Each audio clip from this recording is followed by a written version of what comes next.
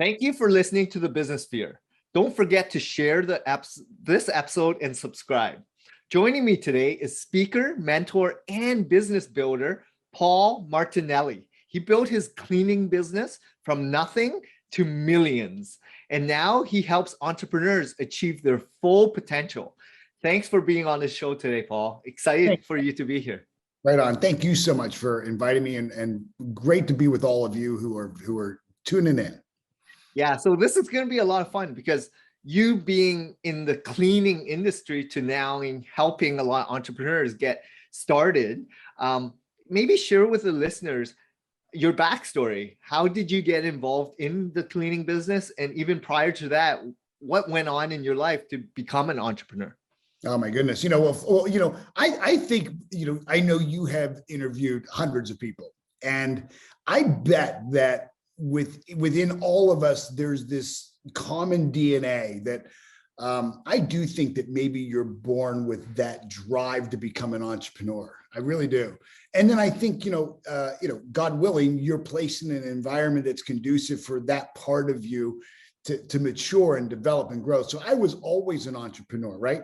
I was that kid when I was young. I was knocking on your doors in the wintertime. I grew up in Pittsburgh, asking you if I could shovel your snow. In the summertime, I was knocking on your door, asking if I could, cut your grass. In the fall, I was knocking on your door, asking you if I could rake your leaves. I did anything and everything to earn a buck. I delivered newspapers. I sold light bulbs door to door. I sold peanuts down in the Strip District down in Pittsburgh at our flea markets. And so I've had this entrepreneurial spirit, but my childhood is similar in ways to many others in that, I don't think any of us make it off the playground of life without, some scars and some wounds, right? We're all aware that we're not part of the dominant culture of influence. There's always something different about us from the crowd. And then the crowd kind of teases you or picks on you for maybe you were tall and skinny, maybe you were short and round, maybe you had, curly hair, or maybe you had freckles, whatever it was. For me, it was that I had a really bad speech impediment. I was a stutterer. So when I spoke, early on, I've had years of speech therapy. When I would speak, I spoke like this. And so the kids would just, have a field day with me and tease me. And, my speech impediment came from growing up in a abusive home. The home of my childhood was not safe emotionally. It wasn't safe physically, for sure. And so I developed a really low self-esteem and a really poor self-image because of that. And so what I didn't realize at the time was that, in all of that, the composite of being in kind of a non-safe home, being picked on at school, my beliefs were being formed, my beliefs about who I am. And what I could one day become. And, our beliefs drive our behavior. We never outperform our own self-concept. As a man thinketh in his heart, so is he. And so I ended up failing out of school. I dropped out in 10th grade and, was destined to do nothing, right? I was told my whole life, as probably you were, many of your viewers were told that, you will amount to nothing without a formal education. The interesting thing, and this is, I think, a really cool point, is that my sister, who's older than me, and my two older brothers, they all did great academically. Like my sister, did fantastic. She was graduated #1 in her nursing school at college. My brother Tom was graduated from the University of Pittsburgh as a microbiologist and was an Apache helicopter pilot in the Army. They picked the smart ones to fly the Apaches. My brother David, graduated on a full scholarship to Carnegie Mellon University with a PhD in civil engineering. So we were in the same environment with the same DNA and completely different results. The only thing that was different about us was, our self-belief. And so I kind of fell into the cleaning business because I needed to make money, and nobody would hire me because I didn't have a GED. I had a couple of $100. I bought a used vacuum cleaner, and I started going door to door asking people if I could clean their office at night. And I figured, any dummy can clean a toilet, and I was any dummy. And I was able to parlay, my years of experience of knocking on doors, asking people to shovel snow and rake leaves and cut grass, into asking if I could vacuum their carpets, clean their toilets, and take out the trash. And that led me to growing a really successful business once I got a mentor. That's amazing. So maybe I would like to ask you, like, at what age did you start doing this, and at what age did you decide to get a mentor, and what was the impact of it when you started hiring that mentor? Yeah, so I was 22 years old when I started, 1988, when I started the commercial cleaning business. And I worked really hard for those first 2 years, as all entrepreneurs do, right? I was cleaning all night long, because it's nighttime janitorial services. So I'm cleaning buildings and restaurants and bars when they close. During the day, I'm out trying to build the business. I'm getting supplies. I'm trying to hire people to help me. After about 2 years, I was earning about $25,000. I had 4 or 5 people working for me. And then all of a sudden, everything I was doing stopped working. And I didn't know why.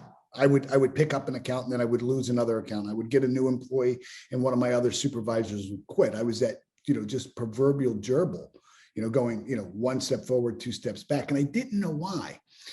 And I really believe, by the grace of God, by divine intervention, I walked into this one office while I was out cold calling, and there was my angel. His name was Patrick Hayes. He was a retired New York trader. He traded bonds on Wall Street. His brother ran the desk for Shearson Lehman on Wall Street. His father was the chief legal tax attorney for Exxon Corporation. At that time, it was the largest company in the world.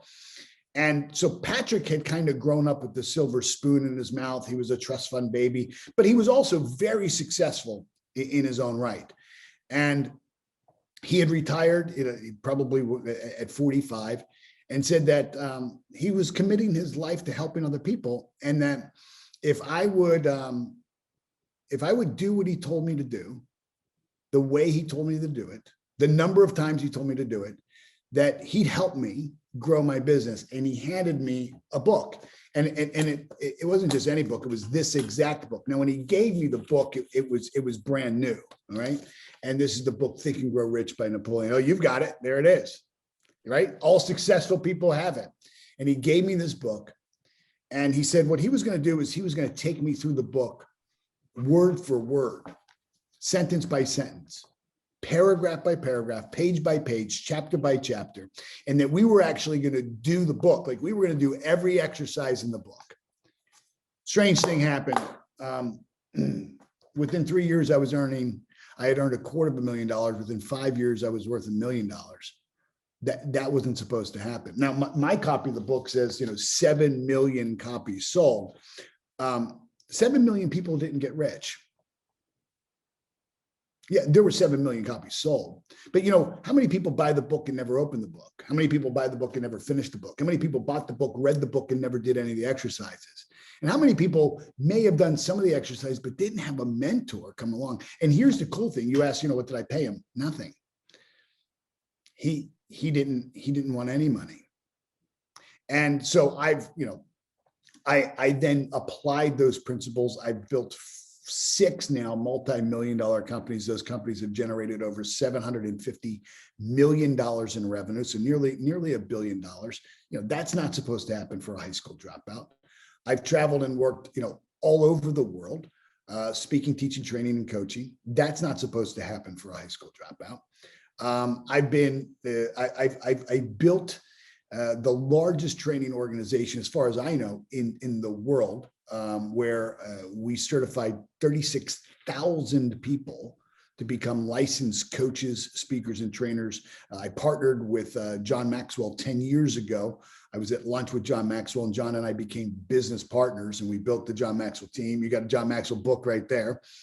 And John and I partnered up, and I said, "You've got the content. I've got the entrepreneurial understanding of how to grow a business. If you'll license me, give me the exclusive license to relicense your content exclusively around the world. Give it to me for 5 years. I'll build you an army. and you'll earn more money than you've ever made in your life. And that's saying something to John, because John's done, pretty well. At this time, he was probably number 6 all-time selling on Amazon. And he said yes. He said yes to the deal. The deal was that I had to front all the money, and I had to guarantee him $1 million. And so we did that. I built the infrastructure of the organization within 6 months. We launched on March 2nd, 2011. And we, over those next 10 years, licensed and certified and trained 36,000 people from 162 countries. Amazing. It is amazing. And I say that not to impress anybody, but to impress upon you. You've got to understand, I was so broken. I was so broken when I started. So there's hope for you, right? I was going in the wrong direction and picking up speed. There's hope for you. I've made every mistake, John. And sometimes I went back and made them again just to make sure, I failed right the first time. You know what I mean? And, he says in this book, he says, one of the, the history of the book, he spends 20 years interviewing 25,000 people, 500 of which are the most successful people: Ford, Rockefeller, Edison, Alexander Graham Bell, 4 US sitting presidents. And at the culmination of all of that, there's 13 principles of achievement. One of them is the chapter on persistence. And he says, persistence is to the character of man that carbon is to steel. It's what fortifies it. And if there's something that I think for all of your viewers to take away is first off, it's not supposed to be easy. It's not supposed to be easy. So if you're wondering why it's hard, it's because it's supposed to be hard. If you're wondering why you're failing because it's a necessary ingredient of success. Failure is success's constant companion. It's supposed to be. Every single one of those failures is an opportunity for you to fortify your skill, your talent, your resources, your character, your discernment, your ability to make decisions, your vision. It's a necessary. You have to be forged in the fire of failure. And I think if there's one thing that I've learned, it's that you need to embrace failure. You have to welcome it. You have to be comfortable in it. You have to learn from it. You can't be afraid of it, right? You can't try to avoid it. You got to, I think it was Drucker who said, fail fast, fail first, and fail often, right? No, that's amazing. And, it sounds so long ago, right? Because now maybe it's like 20, 30 years ago. And you mentioned you exited, maybe you sold, or you moved on to other successful businesses. Each time you move to a different entrepreneurial, journey, what was it that kept you going in this mindset of, instead of retiring or instead of selling and, living on the beach or whatever it may be in a comfort setting, Sure. What kept you going? Well, I think what keeps all of us going is the nature of who we are. You and I simultaneously live on 3 planes of existence. We are spiritual beings. Make no mistake about it. We are spiritual beings. This is not religion. This is just reality. We're spiritual beings. We all know this. There's something beyond your physical body. You have a body, but you're not your body. There's something beyond your thoughts. You have thoughts, but there's something more about you than your thoughts. There's something about you that's more than your emotions. You can feel emotion, but there's something beyond that. And we all know that about us. So we're spiritual beings. We've been gifted with an intellect. He says in this book, it's the development of our intellectual faculties that separates everybody. It's not an abundance of specialized or generalized knowledge that led Edison and Ford and Rockefeller and all these others to great success. It's that they developed their intellectual mind to such a degree that they could create, attract, or manifest anything they wanted without violating the rights of other people. So we're spiritual. We've been gifted with an intellect, and we're experiencing life in the physical realm in our physical body. And the spiritual side, the spiritual nature of who we are is always seeking fuller expression and fuller expansion. This morning, probably one of the world's wealthiest investors, Warren Buffett, at age, 93 today, woke up wanting to get richer today, wanting to grow Berkshire Hathaway bigger and larger. And you have to think, why? It's not because he's a greedy capitalist. It's because he's a spiritual being. We will always seek fuller expression and fuller expansion. We will always want to be and do and have more. And so the thought of, I don't know any serious entrepreneur that has a life plan to lay on the beach in Fiji and retire. No, I totally agree, right? Like when you have that bug, that entrepreneurial spirit, and it's been your lifeline, and you've been evolving and growing and learning and, getting motivated by just that thrill, desire to want more. It's hard to kind of give up, right? It's hard to like let everything go because it took you years to harvest these traits, right? So I totally get you. And, for me, it's more, how did you mentally prepare yourself for transitioning to other opportunities? Because as a business owner in that cleaning space, and I'm not sure what industries you evolved and got into, what did you utilize, or what did you bring to the table that was unique and different to your other ventures? Because every business is different. They require different skill sets. It requires different leadership skills. You know what I mean? Like what were the major pillars that you brought to these different ventures? Yeah, it's a great question. I think the first is discernment, right? Look, it is a natural part of being an entrepreneur to hate that which you're doing in the moment, right? You have a kind of a love-hate relationship with your business at times, especially in the beginning. And to always, especially in the first 3 to 5 years where most businesses fail, to be looking to next deal it, right? I call it, SOS, shiny object syndrome, right? And so you've got to cure yourself of shiny object syndrome, right? So that you don't, like there was a time where I was out cold calling, selling my cleaning business. And at the same time, there was somebody who was going door to door selling knives, they're selling knives. And, that looked really appealing to me because I thought, geez, he's got no employees. He's got none of the headaches. He makes this great commission. Maybe I should start selling knives. I joined Amway. I joined New Skin. I mean, for the first 2 or 3 years of the business, I didn't have the discipline of discernment and a persistence and a focus. And so I think discernment is critical, especially when you're looking to make that transition from one thing to the next thing. Is discerning, is it really my time to leave this? Have I done all that I can, or have I extracted all the value that I can extract? Have I delivered all the value I can give? Have I fulfilled the vision? Have I fulfilled the vision of what this was? Have I made the most of this? Have I learned all that this has come to teach me? I think that people, I think businesses, I think ideas come to our life for a reason, a season, or a lifetime.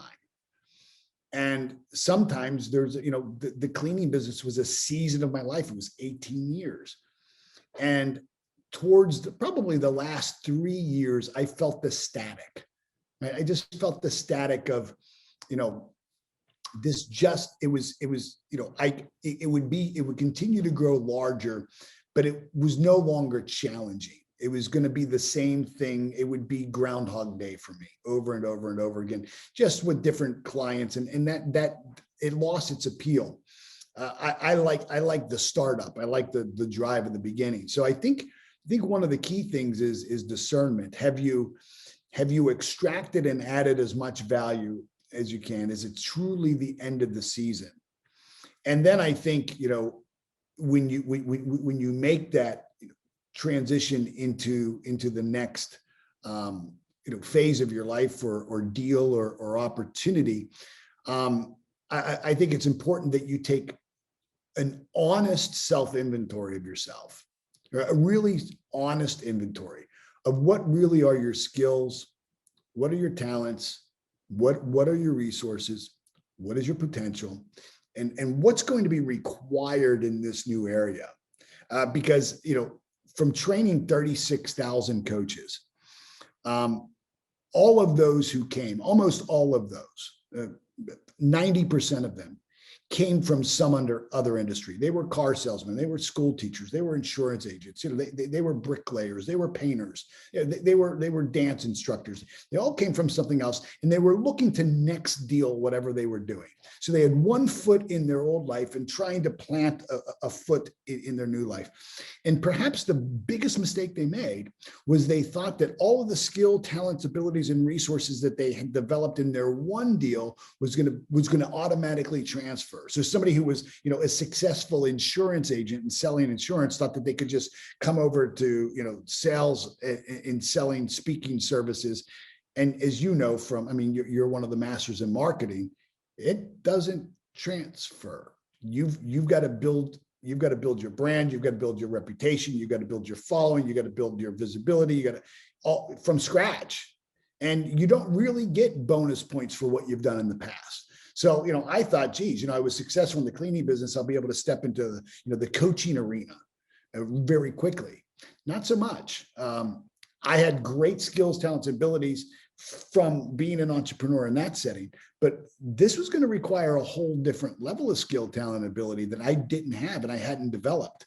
And nobody starts in the middle. And nobody starts at the top. I don't care who you are. When you're stepping into the new deal, you start at the bottom, as it should be. Yeah, that's great that you're making note of that, like self-assessment, self-awareness, making sure that you analyze what your strong and your desires are and what your strengths are, right? Like what you actually enjoy doing and passionate, and you get up excited doing those certain things, pursue those things and leverage it. Right. So just like when you're starting a bootstrap kind of business versus something that you're buying and trying to grow, right? You're going to bring something unique to the table. You're going to bring your specific skill set that you can leverage.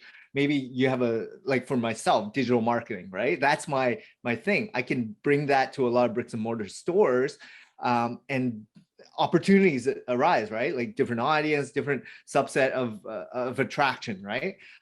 So be self-aware, be understanding of what's going on in your space, and understand when you get bored, like you mentioned, like the last 3 years of running that cleaning business, and it's like Groundhog Day where you don't feel you're as excited as you once were, and you feel, what's my next thing, right? And all entrepreneurs go through this if they've made it past 5 or 10 years.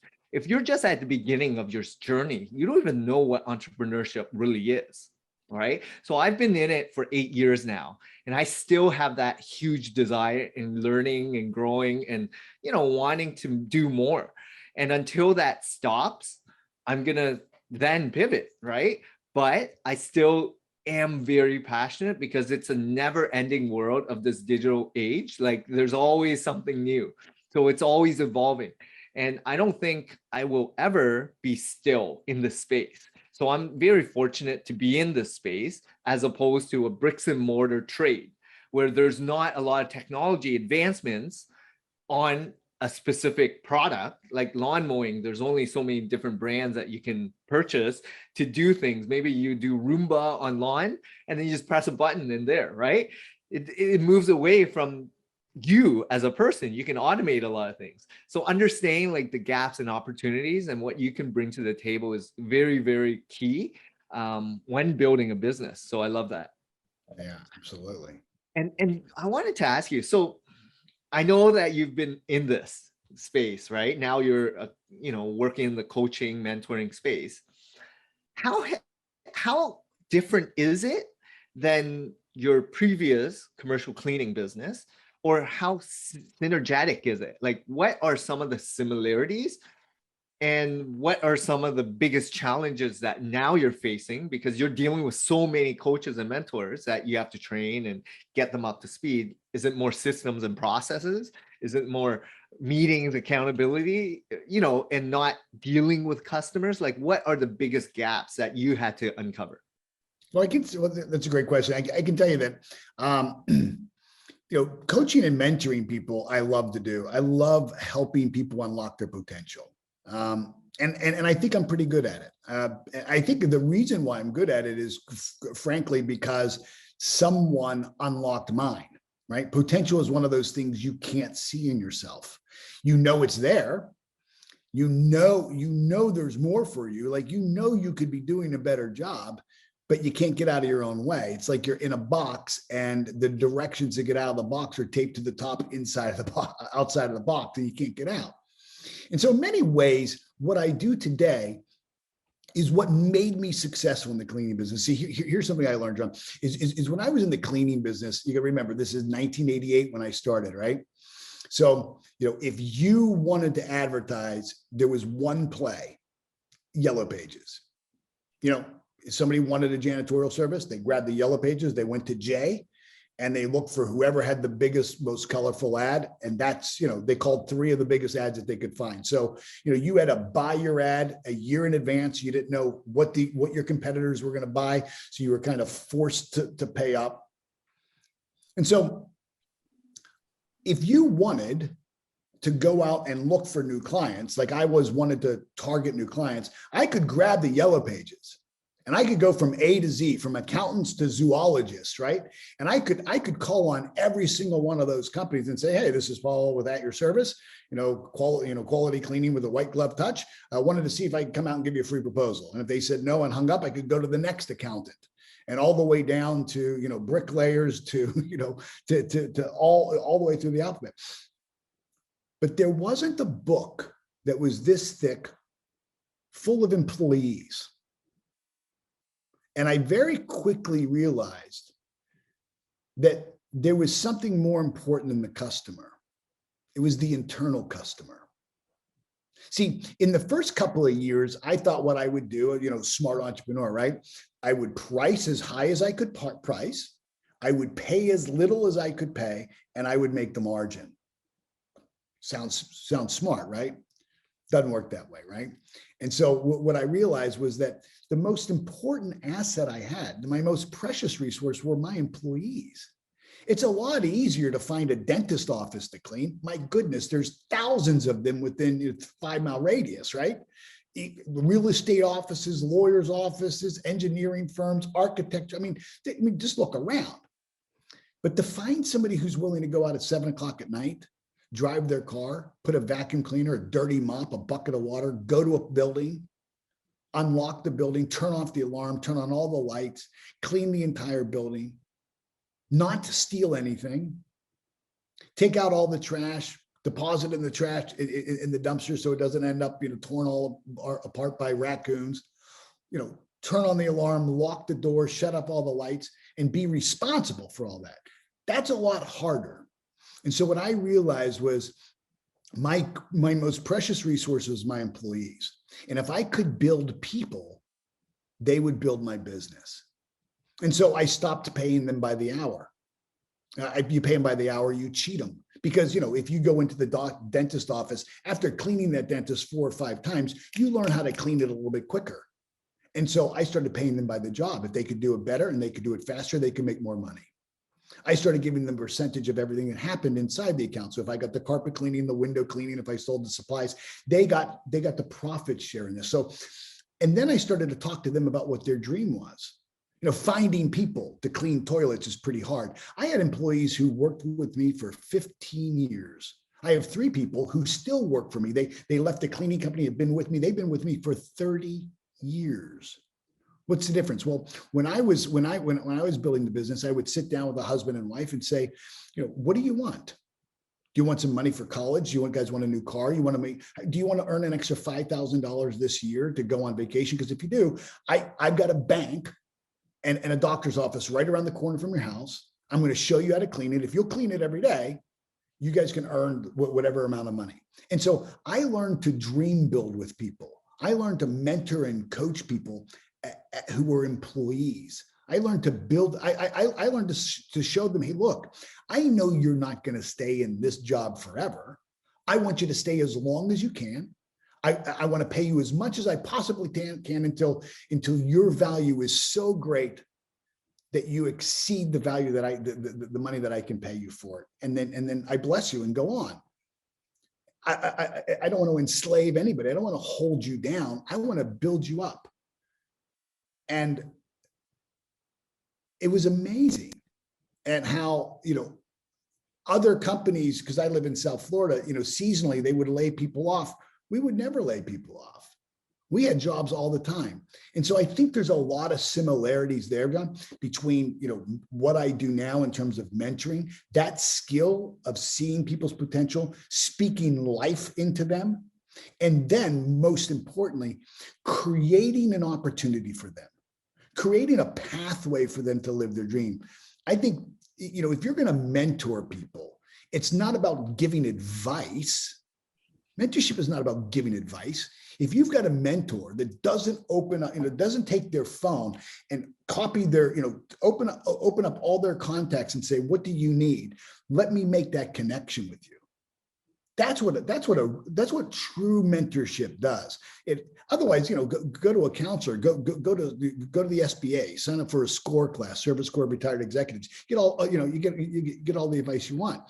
But what you want in mentorship is you want somebody who sees your potential, who believes in you, who will hold the vision that you have, who will afford you the opportunity to have access to other people that they could never get in. I've been able to introduce people to people that they would never have met. It would have taken them years to be able to get an appointment with a certain person. I've been able to make one phone call, to send a text message, and it'd be done. And so I think those are the things that have been able to help me in this business that served me real well in the others. Yeah, that's amazing. And I love you. First off, just to give you a background, I did work at Yellow Pages for 5 years. And then I started this agency like 8 years into it, which is SEO, which is specifically, what Yellow Pages was. Yeah. Google replaced it. And then I love you talking about like your people, because just like myself, 8 years, my employees are my biggest asset. You take care of them. You talk about vision. You talk about roadmaps. You talk about, making sure you fulfill their personal endeavors and dreams, and you equip them with access, information, intel, and you educate them. You harvest them. You let them grow, not just mentally, but also like just throughout that journey, so that you're in it together. It's so inspiring, right? Like, and it's so rewarding to see them evolve. And I'm very grateful for the people that have been working with me, as well as more so than the actual clients, to be honest, because I see them daily. I talk to them and I actually get to know them. My clients are a service that I'm providing, and they can go and come as they please, but really my people are my bread and butter. So I take care of my family, right? Which is my people. So I love you mentioning that. And you're hitting on so many good points, because in the last couple of years, I've been mentoring as well. And it's a lot of fun.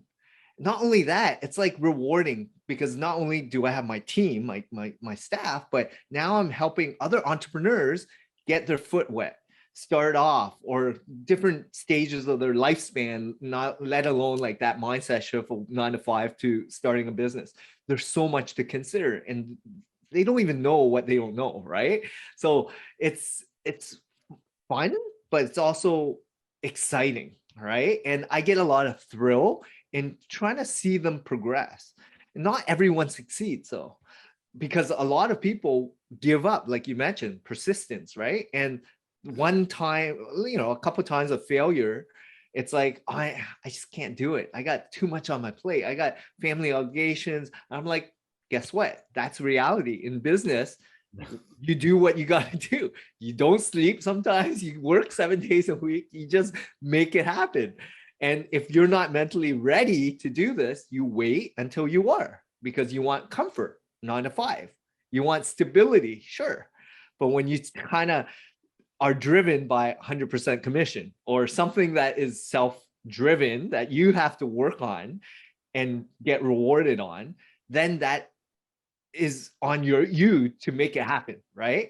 And that's internal will, internal desire, and the things that you cannot control as a mentor or a coach or anyone, because that's someone that has to be fully aware of it and unlocking the potential, like you mentioned, right? Like it's hard for a lot of people to see their potential as well. And not everyone is aware how hard it is going to be. Everyone thinks it's a lot easier because they see that shiny object. They see people at the top, but they don't see that 20 years of daily commitment of, I always do the sports analogy, right? Like that NBA player, Michael Jordan, LeBron James, they don't see them when they didn't win the championship or when they're 2 or 3 years practicing daily for 12-hour days with a nutritionist, with a coach, offensive coach, defensive coach, training, all the everything. Sacrifice To not hang out with their friends, social gatherings, family obligations, whatever, travel. That's what it takes, right? If you really want to build something, you need to put in the time and effort and commitment, right? So true. So True. I love you mentioning all this, and it's coming full circle, right? Like now that you're giving back, because making an impact, having a legacy and helping others, I find it as the most rewarding thing. As much as I have a son and I want to harvest all the values and traits that I have learned over the years. It's frustrating because he's so young, right? He doesn't get it yet, but it's also, rewarding to see him interact with others, right? And seeing how he mentally prepares himself, right? Yeah. Have you found that transition? I'm not sure if you have a family or if, you're mentoring a lot of people. What's the most rewarding thing that you're finding in your business now or your career? Yeah. I'm really blessed. My fiance is a lot younger than me. So I'm 55, she's 30. And she has a 5-year-old and a 4-year-old. And so I love it, right? I don't have any kids of my own. So it's like an opportunity to just, do life right, and get some do-overs, right? So how old is your son? He's 5 as well. So Yeah. similar age. It's so fun at this time, but it's a lot of work. Yeah, it's a lot of work, and it's a commitment, and of course, it's supposed to be a lot of work. Everything is. It's supposed to be a lot of work. You think of people who are entrepreneurs who are in struggle, and they find themselves, sleeping on the floor. They find themselves feeling defeated. They find themselves being taken advantage of by other people. They find themselves getting shafted by people that they trusted and beat them up that way. They find themselves overextended. And yet what they fail to realize is that's how Bill Gates made it. That's how Steve Jobs made it. That's how Zuckerberg made it. That's how Bezos made it. What do they have in common? They all slept on the floor.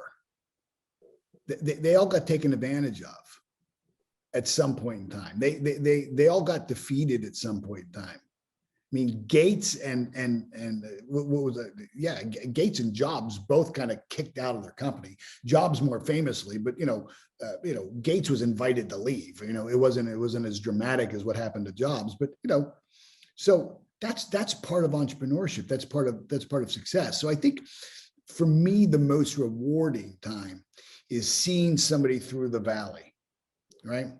I love to be in the valley with people. I love working at people when they're at their darkest, when they're having their darkest night of the soul, where they can't see light. That's when I think I'm best with people. Of course, then the reward is that as soon as someone sees the light, wow, all of a sudden, boom. It's the road to Damascus experience. It's the epiphany.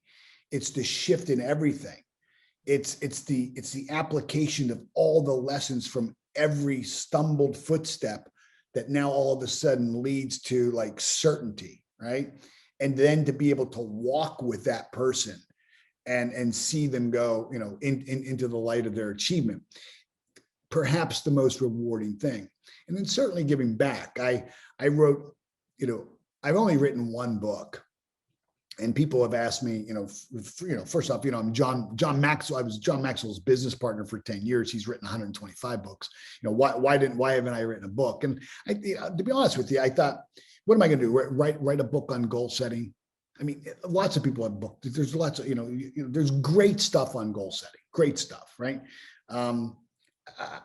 Personal achievement or mindset. There's some fantastic stuff. I mean, hard to improve on this, hard to improve on As a Man Thinketh, hard to improve on anything that Thomas Troward's ever written, right? It would just be my take on something.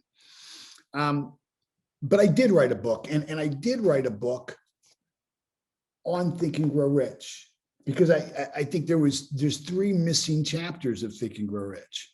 Because I think if you're really going to think and grow rich, if you're really going to have a rich life, you need more than these 3 principles. Because something that's interesting about the book is if you do study the lives of the people who he mentions in the book, some of them died miserable. Yep. Some of them died where their kids didn't talk to them, where they were ostracized from their family, where they had kind of fallen from grace. That's not the richness that he's talking about in this book. Certainly he's talking about money, but he's also talking about living a rich life. And so I wrote the 3 missing chapters to the book Think and Grow Rich. Was a pretty maybe cocky or arrogant thing that, I'm going to write, the 3 missing chapters from Think and Grow Rich. Who am I? Well, I've read the book thousands of times. I've trained over 100,000 people that I can track, that I can trace through the book. I teach the book for free 1 time a year. I give back like Patrick gave to me. So I do think I have the authority to write what might be missing in the book. And there's 3 principles. One is the principle of forgiveness. You cannot live a rich life, full of resentment. Nothing will grow in resentment energy. I don't care. You have to be able to forgive. The second is unconditional love, right? You have to love people. You have to love life unconditionally. You have to have the capacity to do that. And the third is this idea of tithing, that I think what most entrepreneurs understand is the getting side. And, most of our programming from a very young age is be a go-getter, go get them, go get them, go get them. And yet the first law of prosperity is to give. Givers gain. As a matter of fact, Emerson said that the entire universe operates by law. He said that the law of all laws is the law of cause and effect. And in the law of reciprocity, the only thing that starts circulation is the cause of giving. You must put out. A farmer understands this. They sow, then they reap. They don't reap and then sow. They sow and then they reap. And so as an entrepreneur, I think we have to have a really good understanding of the circulation of prosperity. And it starts by you giving. And when your first idea is on how much can I give rather than how much can I get, which is really hard to do when you're first starting, because what do you have to give? You're by nature, you're struggling, you're a beginner. There's not much you can give. But that's what's required of you, is to give from when you have the smallest amount. Because if you can develop the thinking and mindset to give when you've got the smallest amount, you will be trusted with more to give. To whom much is given, much is expected. If you're an entrepreneur, you should understand that all you are is a channel of distribution for value. That's all you are as an entrepreneur. All you do is you provide value, and you're a channel through which value. And so it just makes sense that the more you provide, and the more value you give, the more territory you give to give it. the better you serve as a channel for distribution of value, the larger the inflow is. It just makes common sense. I mean, it's pretty simple. And so I've developed a process of tithing, a practice of tithing, a teaching on tithing. And look, the tithing isn't about money, and because you may not have the money, but do you have the time? Can you give 10% of your time? Can you give 10% of your creativity? I have a friend, his mother was 94 years old. She lived to be 99. And I knew her for 20 years. And for as long as I knew her, I was ignorant. I was just unaware. I would meet her. Her name was Stella. And Stella would say, I'm praying for you, honey. And I would kind of, oh, that's sweet, Stella. That's beautiful. That's nice. And then one day, thank God, before she died, I woke up. I caught it. And she said, I'm praying for you, honey. And I realized that's all she can do. She's giving me all that she's got, all that she has. All that she can do for somebody right now is pray for them. And she's saying, I'm doing that for you. And for years I was a jerk, kind of patronizing her, like, oh, that's sweet. You're like, not graciously receiving the gift of her tithe. And so can you hold somebody else's vision? Maybe you don't have money, but can you say to somebody, tell me what your dream is, and let me hold that vision with you. Let me pray for your dream. Let me speak life into your life. Can you do that? So you can tithe even when your bank account is nil.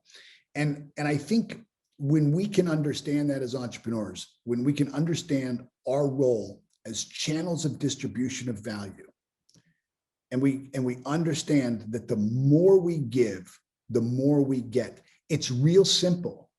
It's the basic concept in which the entire universe operates, the law of cause and effect. And as spiritual beings, we were designed to be causative. We were never designed to live on the effect side of things. We were designed to be the cause of things. And true entrepreneurs are the ones who are on the causative side of everything.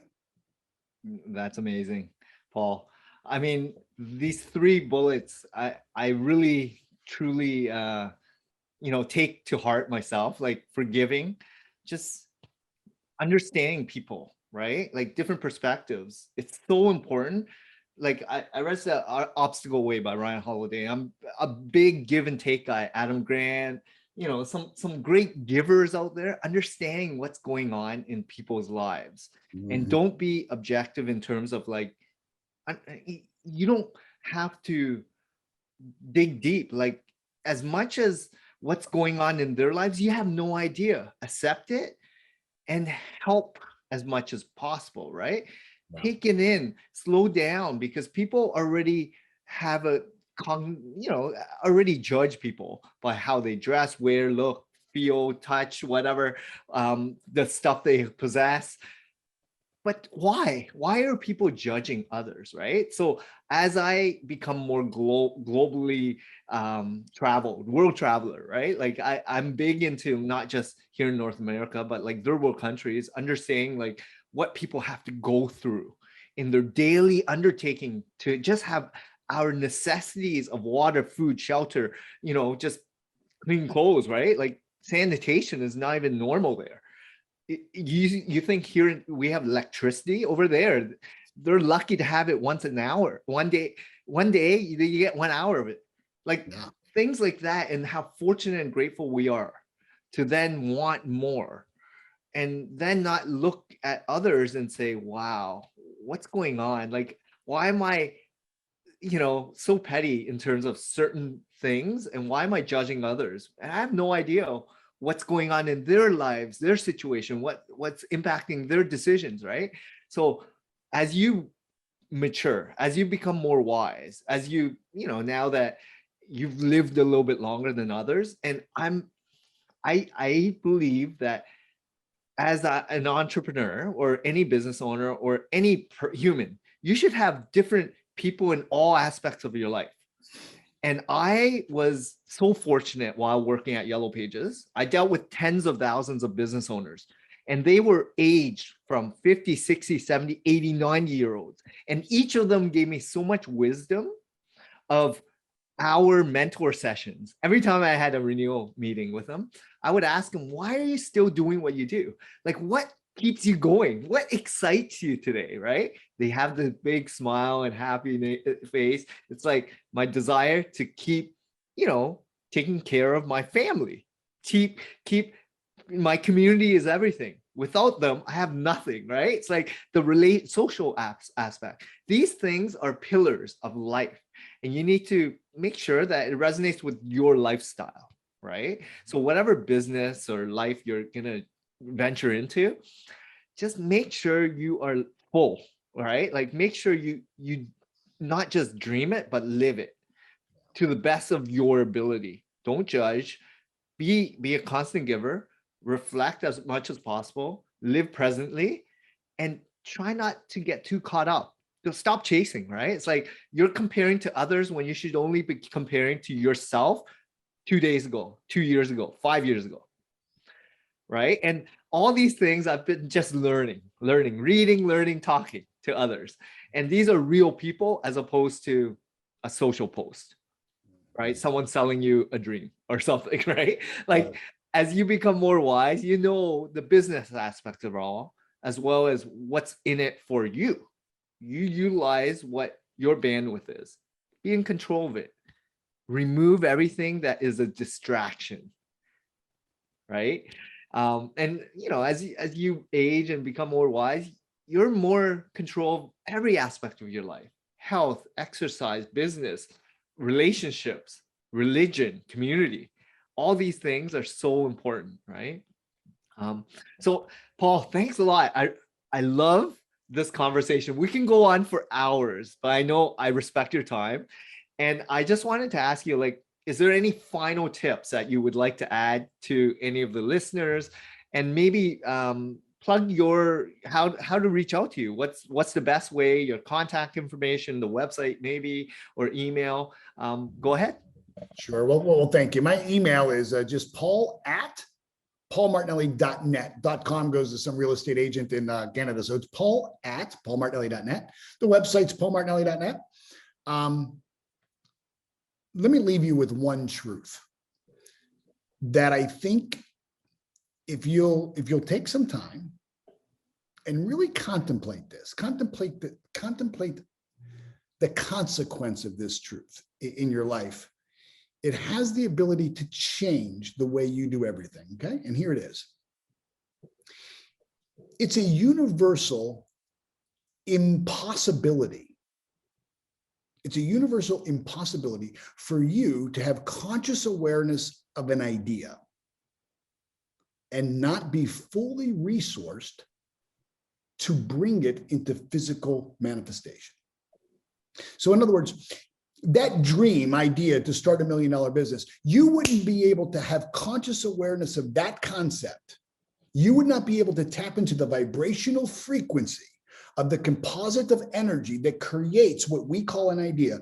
You wouldn't be able to tune into that frequency unless within you there was in equal measure the potential energy to physically manifest it. It's like you could not have the potential for an oak tree inside an acorn unless the acorn was fully potentiated and resourced to actually manifest an oak tree if it was placed in an environment conducive to its unfoldment. Inside every seed is the potential for what it one day could be, and if planted in the right environment, it manifests this. Inside you is desire. Desire is the effort of an unexpressed possibility within you, seeking to be expressed within through you. It would be a universal, lawful impossibility for you to become aware of your dream and not be resourced to bring it forward. Now, that doesn't mean it's going to be easy. It doesn't mean you're not going to fail. It doesn't mean that you're going to even know how to access that potential or access those resources, but they're there. And because you know they're there, if you really knew they were there, this is what would you do if you knew if you wouldn't quit? if you really knew they were there, then you would dedicate your life to pursuing how to access those resources within you. And if you've been challenged in finding those resources up until now, I'd love to hear from you, because I think I can help you. That's amazing. Well, thanks a lot, Paul. That was great final words, because every human has, there's an abundance of opportunity. You need to find it within, like you mentioned. And, you being such a mentor coach with an abundant amount of not just experience, but success, helping others uncover it. It makes me feel like you're in the right zone. Like you actually are helping other people pursue their dreams and aspirations by being a true giver and by making the most impact that you can humanly make, and seeing people at the trough, the low point, and getting them out of that is the hardest thing for people to acknowledge. And the more people that are not afraid to reach out, and that's the one thing, a lot of people think they have to do it themselves. But when you are able to acknowledge what you don't know and feel uncomfortable by reaching out, there's a ton of communities, people like yourself that are willing to support you, guide you, help you uncover what the potential truly is. And, and this is what it's all about in terms of training, being an employer, being a business owner. The more you help people evolve and grow and figure things out, the more likelihood you're going to be successful, right? And I love that, Paul. So thank you. Reach out to Paul. I want to thank you again for spending abundance amount of time and abundance amount of great tips for a lot of these entrepreneurs listening today. So thanks a lot, Paul, for joining me today. Thank you so much. Appreciate you. Be well.